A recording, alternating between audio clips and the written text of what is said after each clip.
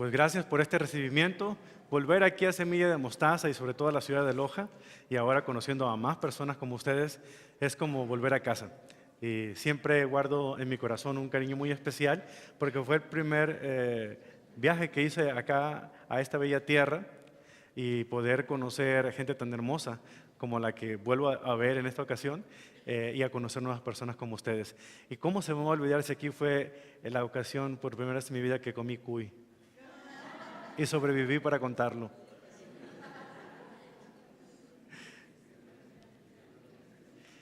¿Qué es lo que viene a su mente cuando escucha la palabra gracia?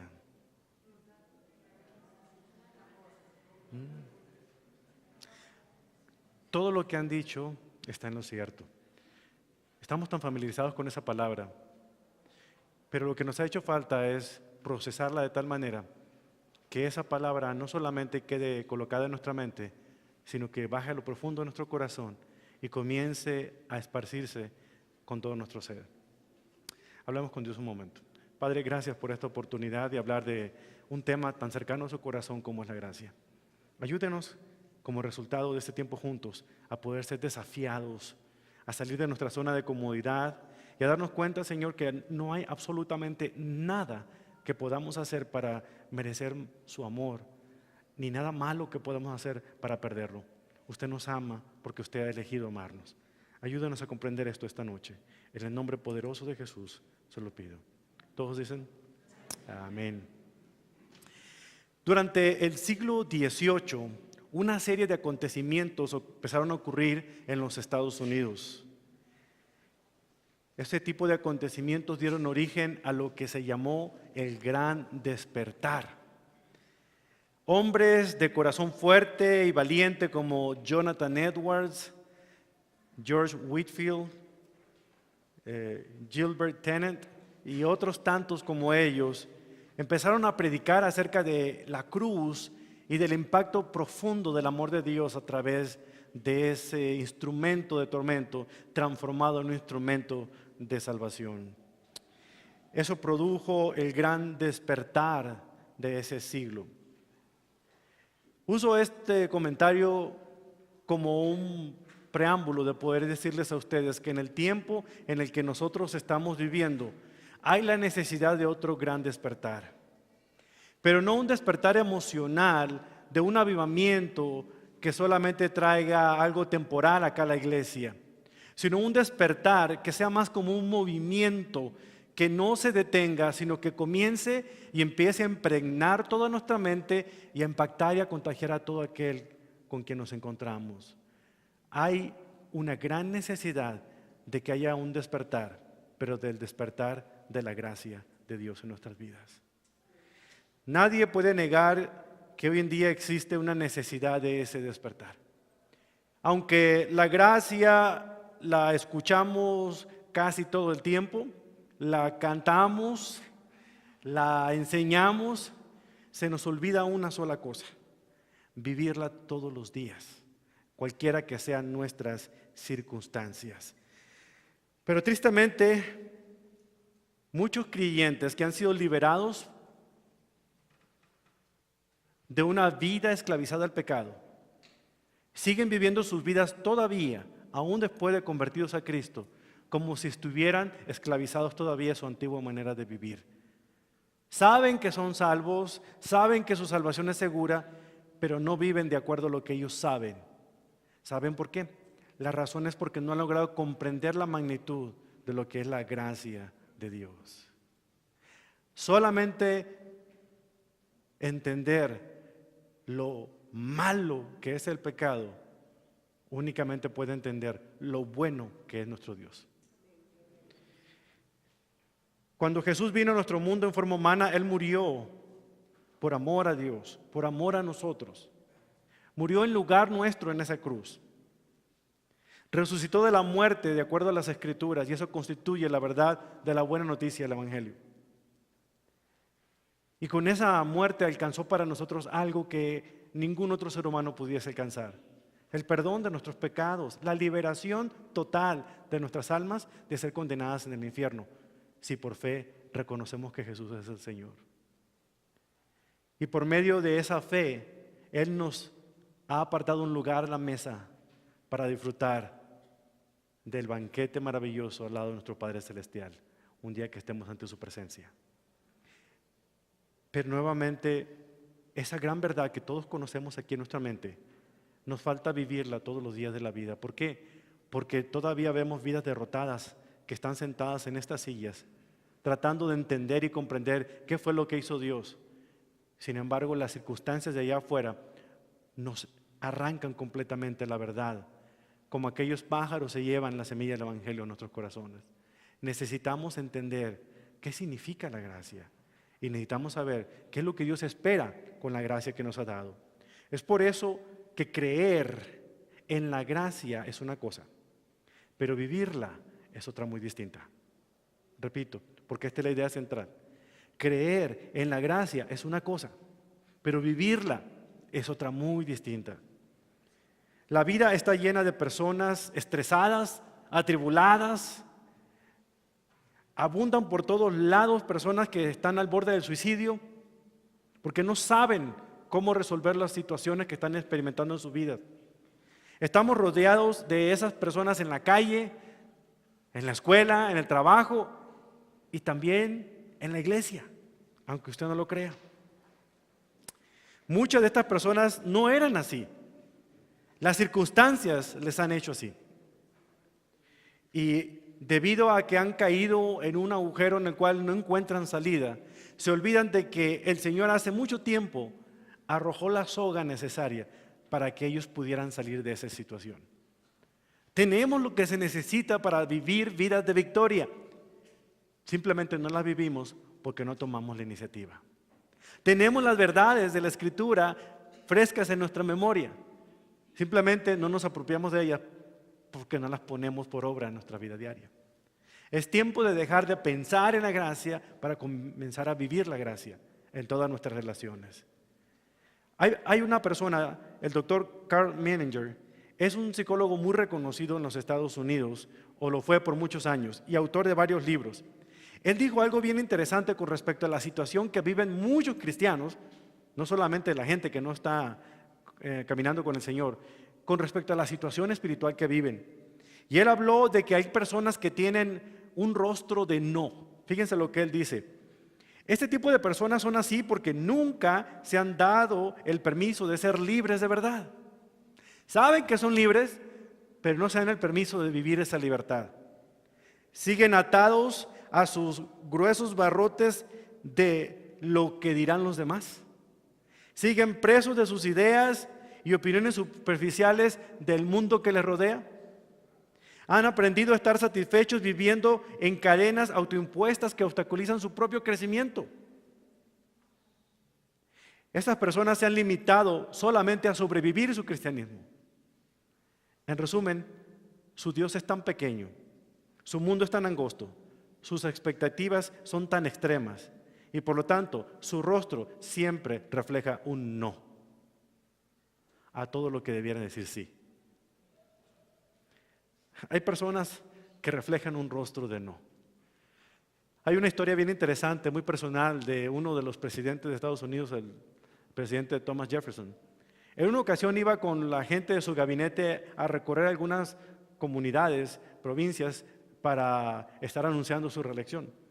Y de repente llegan a un lugar donde el río estaba muy crecido, la corriente estaba muy fuerte, había llovido bastante en esas ocasiones, entonces la corriente hacía casi imposible cruzar si no fuera por un puente, mismo que había sido derribado por las fuertes lluvias y las corrientes tan fuertes. Ellos iban a caballo, imagínense un presidente andando a caballo, recorriendo la ciudad. Hoy en día andan en un avión, ¿verdad? Pero iban a caballo y cuando llegaron a la orilla de ese río para cruzarlo, había un hombre que estaba rascándose la cabeza pensando cómo le iba a hacer para cruzar de este lado al otro lado de ese río caudaloso.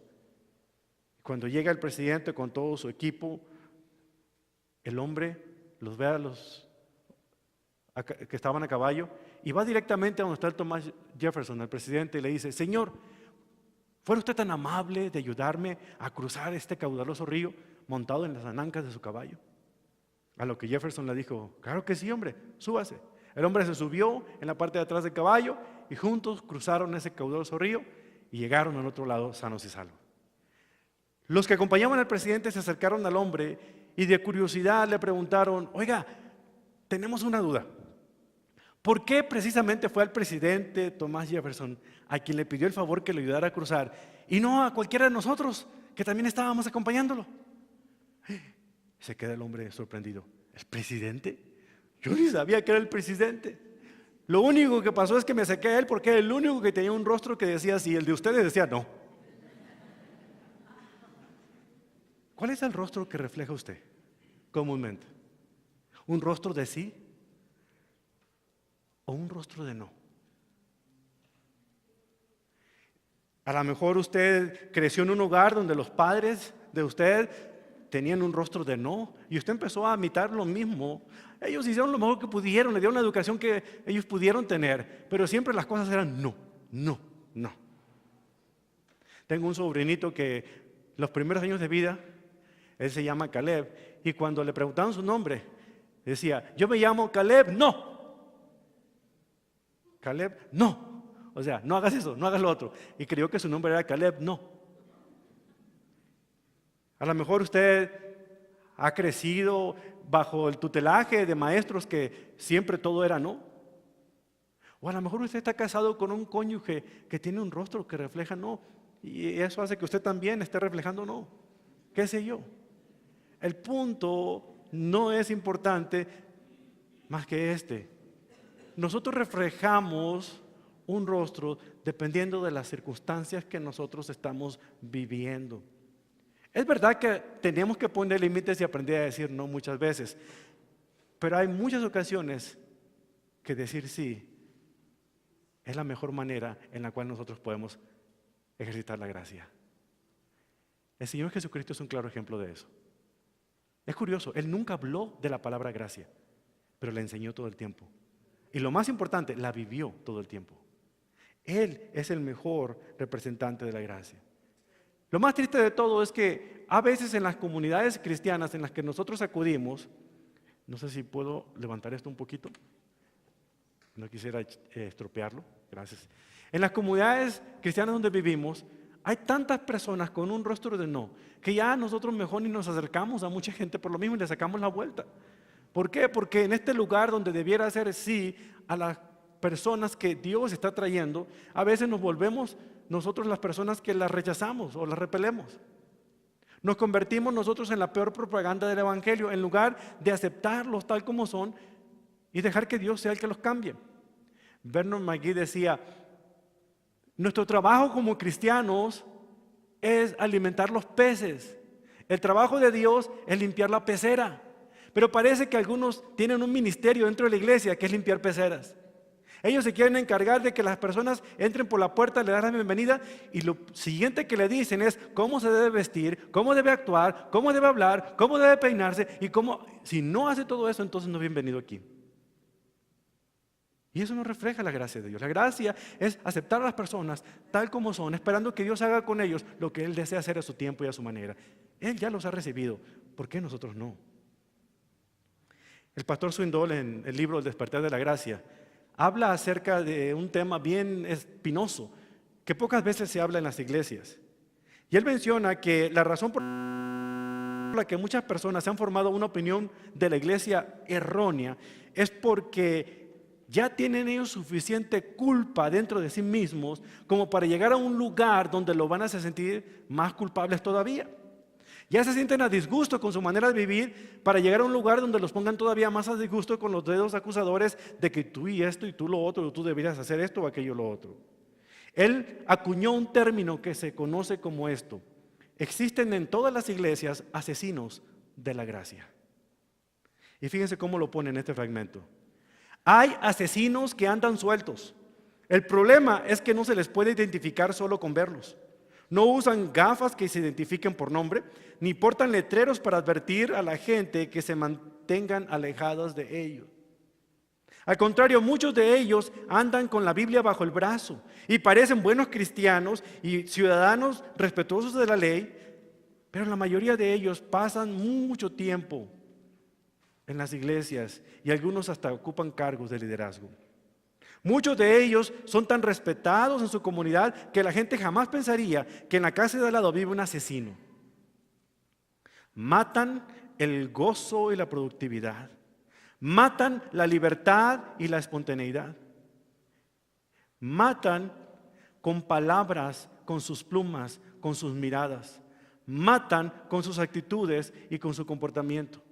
No hay iglesia ni organización cristiana, entidad misionera o ministerio radial o televisivo que sea inmune a los ataques de estos terroristas de la gracia. Lo sorprendente es que estos asesinos pueden concretar sus planes día tras día sin ser confrontados o expuestos. Es extraño, pero los mismos ministerios o iglesias que no tolerarían una herejía ni 10 minutos se quedan callados y dejan pista libre para que estos asesinos de la gracia manejen y manipulen a todas las personas de la manera más perjudiciales posible. Su intolerancia es tolerada. Sus espíritus de juicio quedan sin ser juzgados. Se pasan por alto sus tácticas agresivas y se justifica ellos mismos defendiendo sus estrechas mentes diciendo que están haciéndolo en aras de la sana doctrina. No quise omitir ni una palabra de lo que dice el pastor Swindoll porque yo creo que en nuestra mente al escuchar esto pasan muchas cosas de las que hemos vivido en nuestras vidas como cristianos. De manera cándida quiero decirle a usted una cosa. Una de las razones por las que el pastor Swindoll decidió escribir un libro como este hace muchos años es porque él estaba cansado de tanta hipocresía en las iglesias. De hecho, a él le tocó comenzar de ser una iglesia hace 20 años exactamente, con el solo propósito de comenzar de cero y de poniendo la gracia como uno de los valores fundamentales en la iglesia. Constantemente él tiene que ajustar de aquí y de allá las cuerdas a todos los líderes, que por cuidarlo y proteger su imagen, muchas veces están yéndose al otro extremo de mostrar rostros de no. Es algo que comparto en lo personal y yo agradezco muchísimo a ustedes como iglesia que me permitan compartir algo que está cercano a mi corazón porque creo firmemente en esto. Es tiempo de que la gracia comience a ser un movimiento, no solamente una idea, un concepto ideológico. Es tiempo de que la gracia comience a permear cada célula de nuestro ser y comience a notarse en cada aspecto y comience a caracterizar a un ministerio. No importa el color de su piel, no importa la etnia que pueda tener esa persona, no importa realmente si trae tatuajes o si trae perforaciones en los oídos o en las narices o lo que sea, no importa cómo vengan, dejemos que lleguen y que sea el Señor el que los cambie, no nosotros. Necesitamos hacer eso. Nuestro ministerio debe ser caracterizado por la gracia, no solamente en los cantos, no solamente en las predicaciones, sino en la acción de cada persona sentada en estas sillas. Pero, ¿cómo podemos hacer esto si no sabemos qué es la gracia? Qué bueno que hace la pregunta. Porque el término gracia tiene muchísimos usos en español, muchísimos. Por ejemplo, cuando nosotros vemos los movimientos suaves y artísticos y bien coordinados de una bailarina de ballet, decimos que esa bailarina tiene gracia para el ballet. Cuando vemos, por ejemplo, a una persona contando historias cómicas sanas, decimos que esa persona tiene gracia para contar chistes y hacernos reír sanamente. Algunas veces usamos esta palabra para referirnos a la presencia de la nobleza, por eso llamamos a las reinas su graciosa majestad. A veces también decimos nosotros que es el premio de la lotería mayor porque fuimos agraciados por la suerte cuando sacamos un buen premio, ¿no? Es decir, la palabra gracia se utiliza para muchas cosas, tanto así que la utilizamos para mostrar nuestro agradecimiento cuando alguien hace algo por nosotros. Durante una reunión de teólogos y eruditos cristianos que ocurrió hace varios tiempos en Londres, había un grupo de estudiosos de la Biblia tratando de figurar ¿qué era lo que distinguía el cristianismo de las demás religiones mundiales? La conferencia era cómo ver las comparaciones en todas las religiones mundiales. ¿En qué se diferenciaban unas de las otras? Entonces comenzaron ellos a discutir, como suelen hacerlo los teólogos, ¿verdad? Hablando, no, es que no puede ser tal doctrina porque otras religiones también la tienen. Por ejemplo, alguien decía, no puede ser la encarnación porque otras religiones también hablan de que sus deidades se encarnaron en forma humana. No puede ser la resurrección porque algunas otras argumentan que sus deidades han resucitado. Estaban tan apesumbrados porque no lograban detectar qué era lo único que podía distinguir el cristianismo de las demás religiones, cuando en eso un profesor de la universidad, conocido autor, C.S. Lewis, entra en el cuarto y todos están en un escándalo tremendo, figurando cuál era la respuesta a sus preguntas. Y les hace una pregunta: ¿de qué se trata todo este escándalo? Y le dijeron a él: estamos tratando de definir qué es lo que distingue al cristianismo de todas las demás religiones mundiales.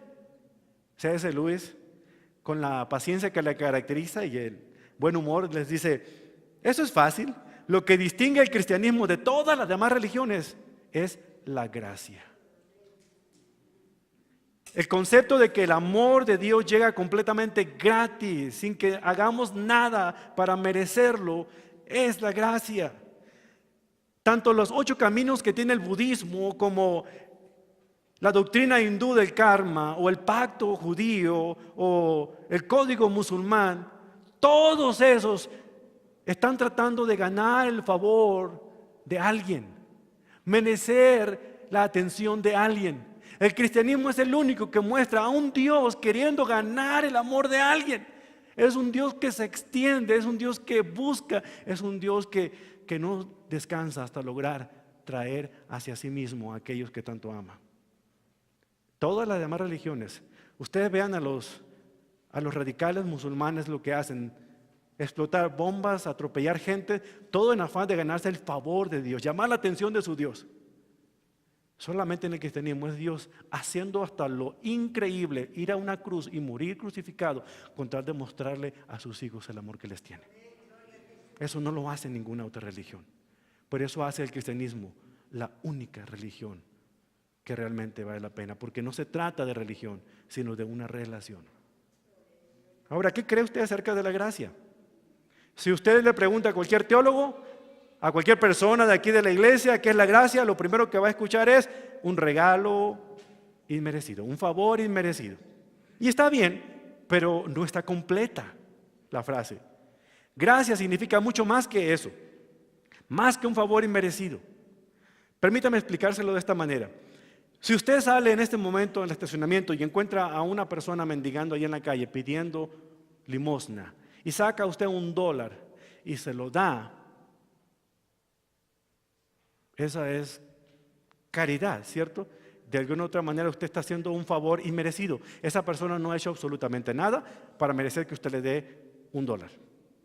Pero si sale y cuando va a su auto descubre de que hay un ladrón que ya rompió el cristal y está sacando el estéreo, y usted lo atrapa con las manos en la masa, y usted, en lugar de confrontarlo, lo perdona y le saca un billete de $100 y se lo da, eso podríamos decir que es la gracia. Porque eso no se lo merece, se merece otra cosa. Porque gracia es dar lo que no merecemos. ¿Se dan cuenta? Gracia es lo que no merecemos. Eso es precisamente lo que Dios ha hecho con cada uno de nosotros. Porque por haber pecado nosotros merecíamos la condenación eterna. Lo que hace Dios es que en lugar de mandarnos al infierno, nos perdona los pecados y nos recompensa con la vida eterna cuando hemos confiado en lo que Cristo hizo en la cruz del Calvario por amor a nosotros. Eso es gracia. Eso es gracia. Ahora, ¿qué dice la Biblia acerca de la gracia? Bueno, la gracia realmente, hermanos, nos ayuda a entender a nosotros por qué el pecado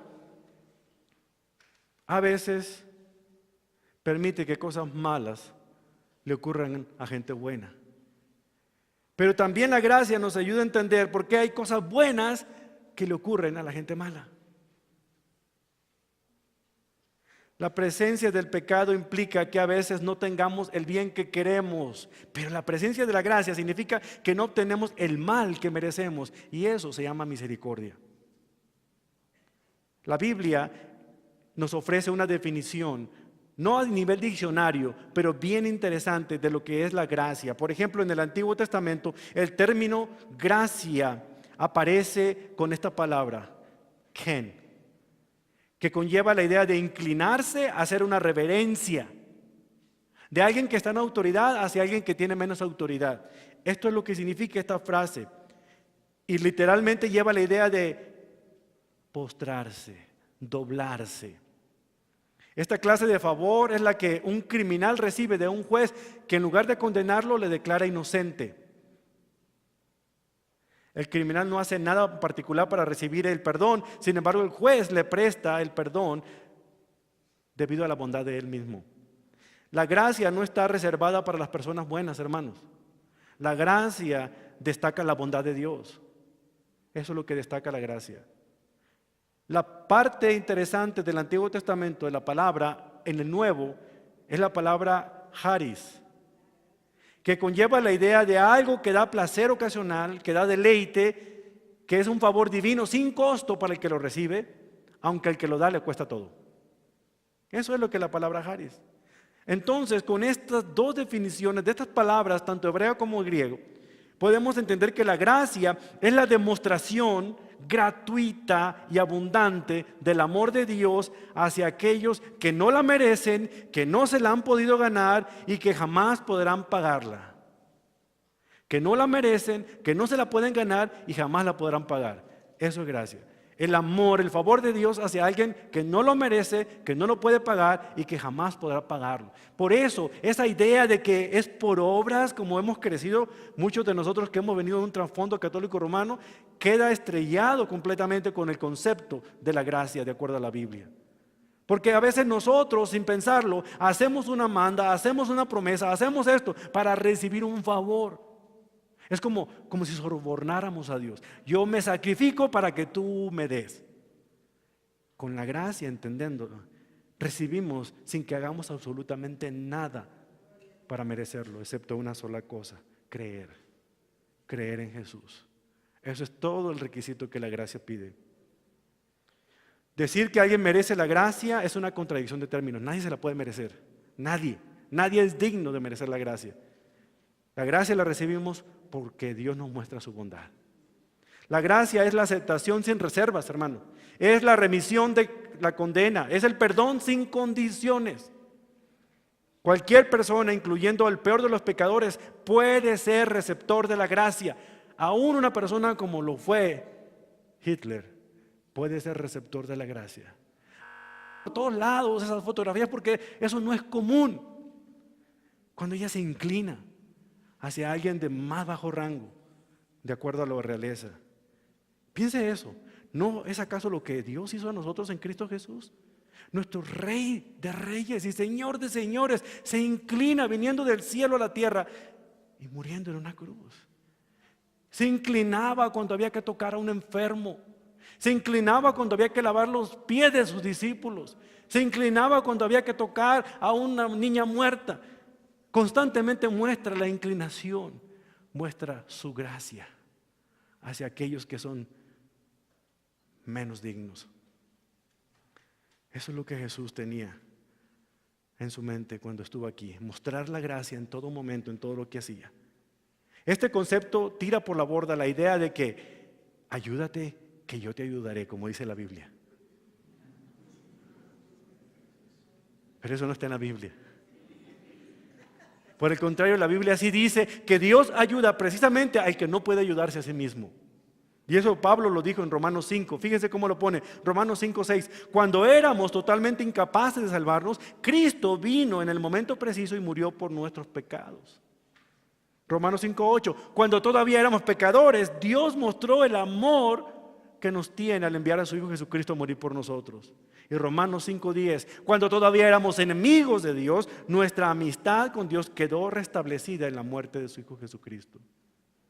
Cuando éramos incapaces, pecadores y enemigos, la gracia, hermanos, no se trata de Dios ayudando a los que se ayudan a sí mismos. La gracia se trata de Dios ayudando a los que no pueden, aunque lo intenten, ayudarse a sí mismos. Si todo lo que nosotros conocemos acerca de la gracia se limita únicamente a un favor inmerecido, nos quedamos cortos, no entendimos el mensaje. Es importante saborear lo amargo que es el pecado para darnos cuenta de lo bueno que es Dios. Porque solamente aquellos a los que se le ha perdonado mucho, aman mucho, lo dijo el Señor.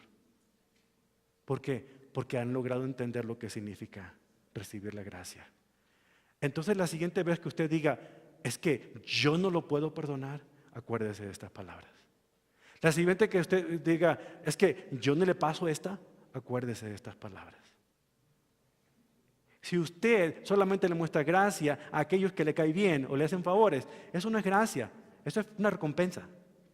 Usted paga bien por el bien que recibe. Gracia es cuando tiene que hacer algo con alguien que por más que lo intente se lo va a poder retribuir o pagar o siquiera corresponderle de alguna manera.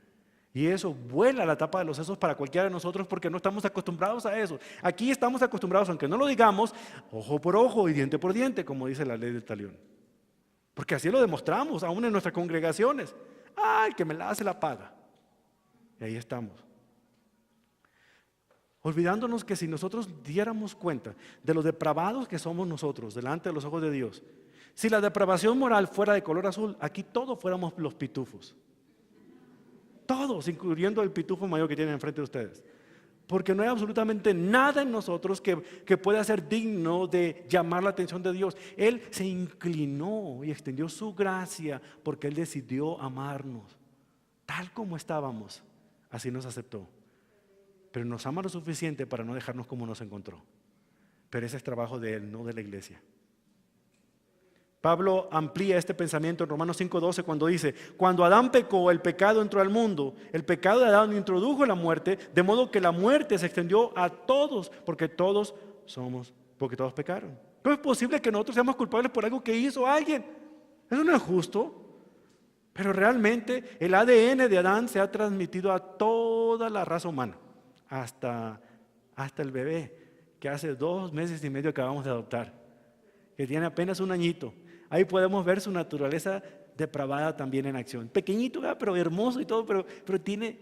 ¿Quién le enseña al niño a decir no? Nosotros no.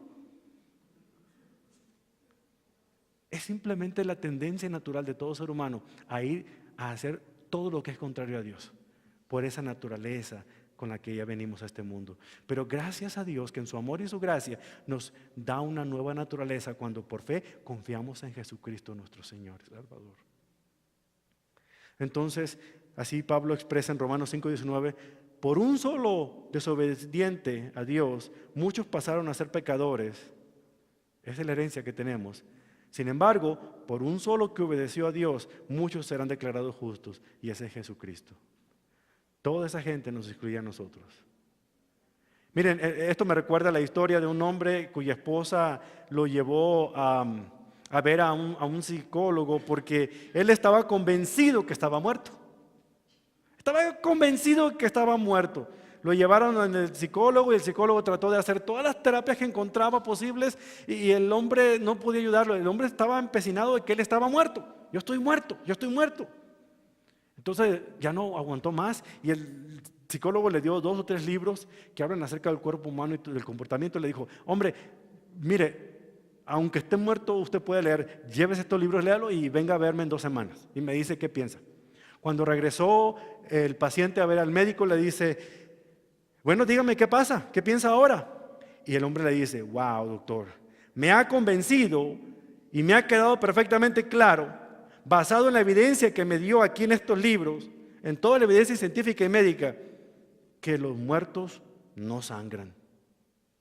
Entonces el médico dijo: wow, aleluya. Y fue y corrió y sacó una aguja y le dijo: préstame la mano. Y pum, le picó la mano y empezó a sangrar. Y el hombre se quedó impactado y dice: ¡milagro! Soy el primer muerto que sangra.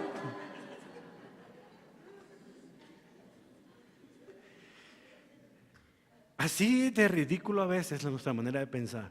Cuando nos empecinamos en creer que solamente nosotros nos podemos ayudar a nosotros mismos. Nosotros no podemos ayudarnos, pero gracias al Señor que ella ofreció ayuda.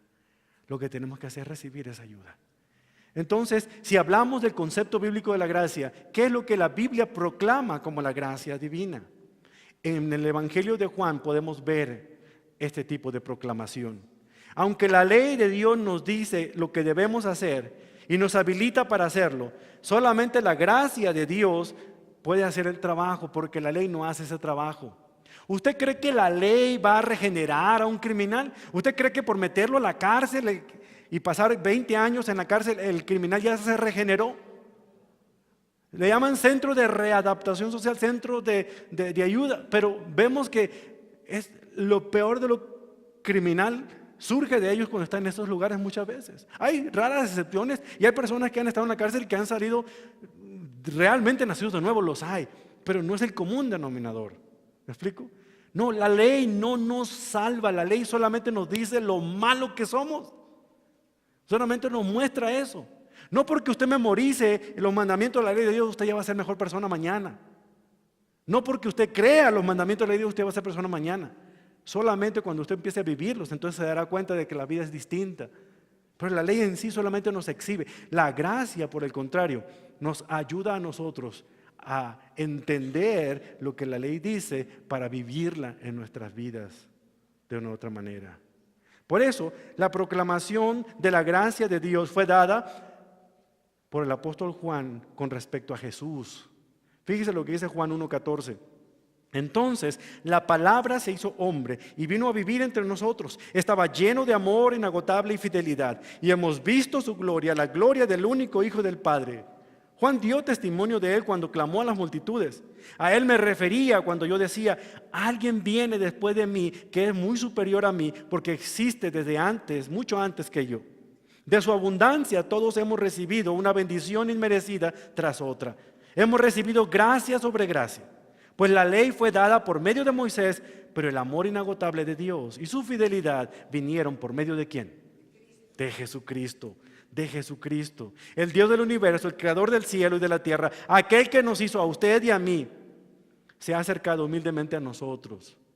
Se ha mudado, ha puesto su tienda de campaña aquí en nuestro vecindario, en la persona de su Hijo, y nos ha amado incondicionalmente. Como aquel rey que un día quería ver qué pensaban de él sus súbditos. Un día decide quitarse sus ropajes reales, dejarlos por ahí aguardados. Se quitó su corona, se quedó oculta y se puso harapos como muchos de los pobres de la ciudad. Y empezó a caminar por las calles sin ser reconocidos por los demás. Y llegó a un lugar donde estaba un hombre que era el encargado de poner el carbón en el calentón de la ciudad para que ellos todos tuvieran calefacción en sus casas. Y su trabajo era eso. Y ante esa persona llega y le saluda y comparte. Y están platicando y conversando y conociendo el uno al otro. El carbonero comienza de su comida a compartir con el rey y empiezan juntos a disfrutar de esa intimidad, de esa relación.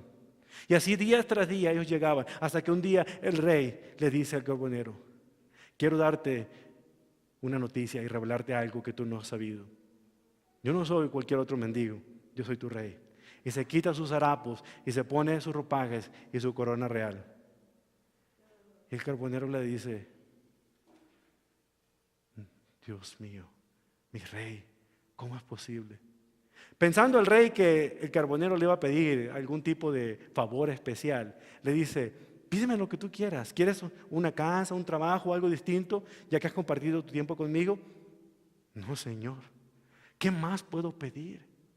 Nada se puede comparar, porque aunque usted me dé una casa o me dé cosas materiales, eso serían solamente eso, cosas materiales.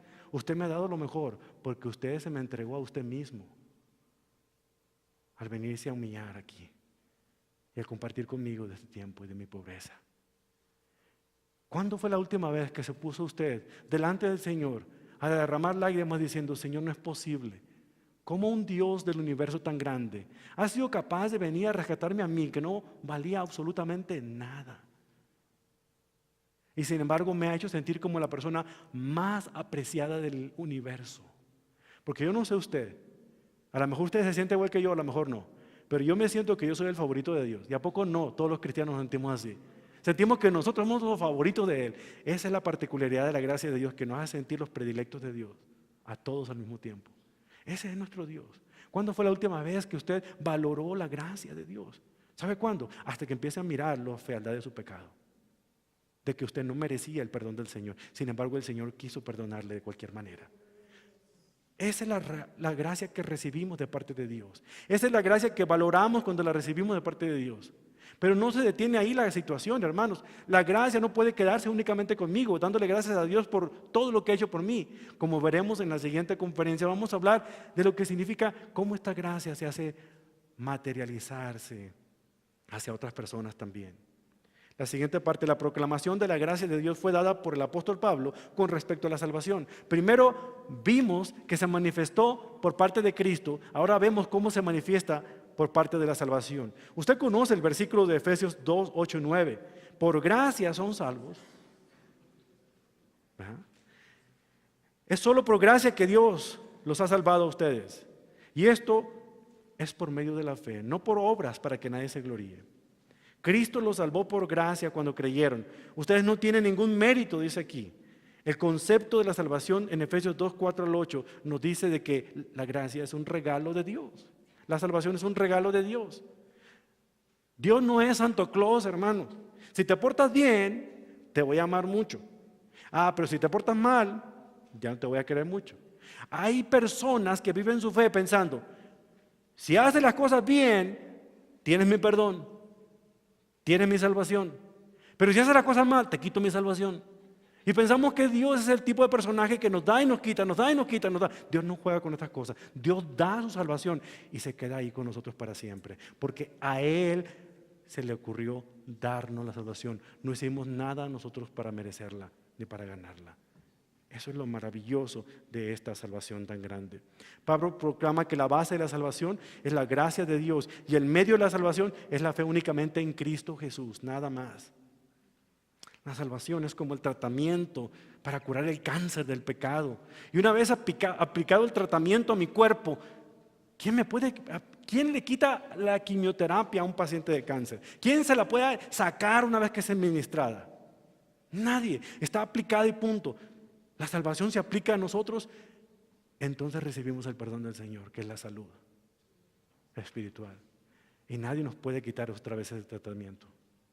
Alguien sabiamente dijo, la verdadera esclavitud consiste en vivir una vida tratando de ganar favores. La verdadera libertad consiste en vivir una vida sabiendo que ya cuenta con esos favores. Esa es la verdadera vida. ¿Qué podemos decir entonces acerca de la gracia? Que el amor de Dios mostrado a los que son difíciles de amar se manifiesta a través de eso, de una gracia indescriptible. El Dios inclinándose hacia aquellos que son indignos, hacia personas que están en rebelión contra Él. Eso es la gracia del Señor. En resumen, la gracia es el amor que le busca cuando usted no tiene nada que dar a cambio. La gracia es ser amado cuando usted no es digno de ser amado. La gracia es un amor que no tiene nada que ver con usted, sino con la persona que ama. La gracia no es cara, ni siquiera barata. La gracia es simplemente gratis para usted, pero le ha costado todo al Salvador que dio su vida. Entonces, ¿la gracia es mucho más que un favor inmerecido? Espero que hoy comprenda que es mucho más que eso. Lo dejo con estos pensamientos porque cuando usted vive la gracia, empiezan a ocurrir cosas en su vida. En primer lugar, usted puede esperar tener un nuevo entendimiento acerca de los dones de Dios para su vida. Aceptar la gracia y modelarla en su vida conduce a un estilo de vida de gratitud. ¿Por qué? Porque usted empieza a comportarse de manera distinta con los demás también. Y usted empieza a valorar lo que recibe de Él constantemente. Número 2, usted puede esperar gastar menos tiempo y energía criticando y preocupándose por lo que hacen o dicen los demás y más tiempo en buscar cómo agradar más a su Señor. Vivir una vida de gracia lo hace ser menos preocupante de las fallas de los demás. Deja usted de apuntar el dedo para los demás, deja de ser tan legalista de ver cómo andan los demás y empieza a asegurarse que usted va por el camino que Dios ha marcado. Número 3, usted puede esperar ser más tolerante y menos crítico. Y hay que entender algo. A veces confundimos la tolerancia con la permisividad. Pensamos que si somos tolerantes con el comportamiento de los demás, entonces estamos condonando su pecado y no es así. Ser tolerante significa que el único que puede cambiar a esa persona es Dios, no yo. A veces hablo con jóvenes que andan de novios o de novias con personas que no creen en Dios, no son cristianos. Y me dicen, pero es que yo tengo fe que lo voy a convertir. Pues si no eres mago o bruja para convertir a nadie. El único que puede cambiar el corazón de esa persona es Dios. Ahora, gracias a personas como, como nuestras parejas, quizá algunos de ustedes pudieron conocer del Evangelio, pero si contamos, son raras las excepciones. En cambio, es más común que la persona se aleje de los caminos del Señor. Y la razón es porque nunca logró entender cuáles son esos caminos. Entonces entendamos que debemos ser tolerantes con las personas que no son como nosotros, que no piensan como nosotros, pero a la misma vez nos ayuda a poder amarlos como Dios los ama y verlos como Dios los ve. Nosotros tenemos que ver al inconverso no como un enemigo de Dios, tenemos que verlo como un objeto del amor de Dios, porque también por él murió Cristo, también por ella murió Cristo. Aunque a usted le caiga gorda esa señora que vive enfrente de su casa, también por ella murió Cristo.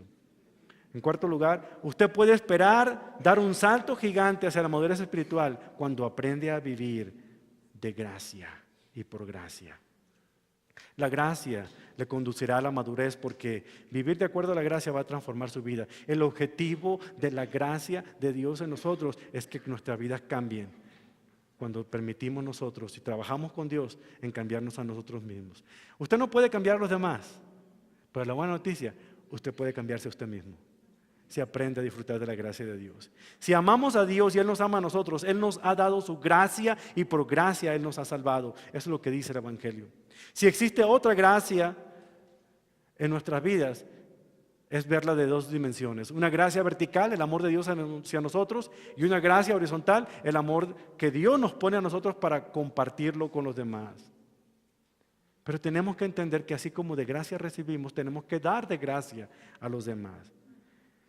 La historia de Edward C. Burne Jones, un prominente artista inglés del siglo XIX, es muy, muy especial para mí. Este artista fue un día a ver a su hija y a disfrutar un tiempo con su nueva nietecita que no veía por tantas giras que tenía con las pinturas que él hacía. Cuando estuvo de visita, la niña de 4 años, la mamá la trajo para que compartiera un tiempo con su abuelo, mientras él tomaba el té y unas galletitas ahí con su hija. Pero la niña era inquieta, no se aguantaba, era niña, punto.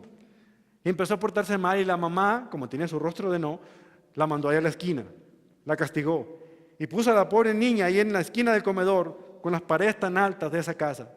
Y la niña tenía que estar en esa esquina todo el día, todas las horas que mientras estaba castigada, para darle esa disciplina. El abuelo la veía y el día siguiente, sin que nadie le dijera nada, regresó con sus pinturas, sus pinceles, y en esa esquina donde la niña había pasado largos momentos siendo castigada, comenzó a dibujar cosas increíbles. Pintó gatos correteándose el uno al otro, jalándose la cola. Pintó pájaros en los árboles. Pintó de una otra manera paisajes maravillosos. Pintó aguas cristalinas y fuentes y ríos. Y iluminó toda esa esquina. Como era un gran artista, imagínense ustedes el mural que pintó en esa esquina. Cuando la hija le dice, papi, ¿por qué hiciste todo eso? Dice, si mi nieta, a quien amo tanto, va a pasar un tiempo aquí en esta esquina siendo disciplinada, cuando menos que lo pase contemplando la belleza del mundo que la rodea. Nuestro Dios ha pintado lo mismo para usted y para mí. No importa las circunstancias que vivamos en la vida, en la esquina donde estamos sufriendo, el Señor plasma delante de nosotros un mural con la naturaleza maravillosa que nos rodea, dándonos a conocer a cada uno de nosotros que aún en medio de que tenemos que sufrir las consecuencias de nuestras malas decisiones, en medio de todo nos permite disfrutar de su gracia maravillosa con la creación, con lo que nos rodea, con las palabras de alguien más, con un mensaje de la Escritura, con las palabras de un amigo, con las palabras de un padre, con la palabra de Dios que dice, hijo, hija, yo te amo, me importas, yo te perdono, yo te recibo, recibe tú mi gracia. Oremos.